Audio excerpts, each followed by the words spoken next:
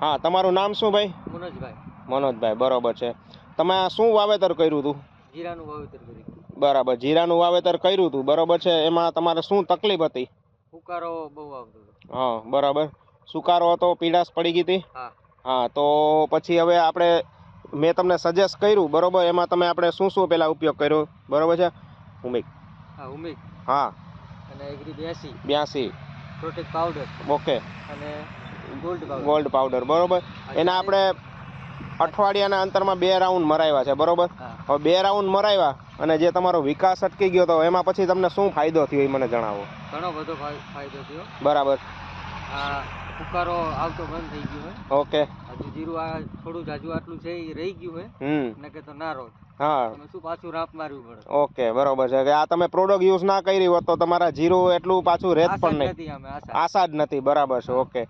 તો હવે તમે કોઈ ખેડૂત મિત્રને તમે શું કહેવા માંગો છો કે આ પ્રોડક્ટ વપરાય કે ના વપરાય? આ વપરાય 100% વપરાય. બરાબર. આમે કોઈ શક નથી. બરાબર છે. બરોબર છે. અને બીજું કે આ પ્રોડક્ટ વાપરવાથી તમને ફાયદો શું થાય તમને કહું, બરાબર છે? કે તમને જાણો જ છો કે મેં તમને પહેલાં વાત કરી હતી એમ કે આમાં તમારે જમીન સુધરશે, બરાબર છે, ખર્ચ ઘટશે અને પાકમાં વધારો થશે, બરાબર છે? એ તમને એ ઉપર શું લાગે છે? મેં તમને કીધું એમાં શું તમને અંદાજ આવ્યો છે? ઘણો બધો અંદાજ આવ્યો. બરાબર છે કે સારું છે એમ ને? ઓકે. હવે તમારું નામ મુન્નાભાઈ, તમારા આપણે ગામ કયું બોલી? પાડ ગામ, રાજકોટ જિલ્લો. ઓકે, બરાબર. Thank you. Wish you well.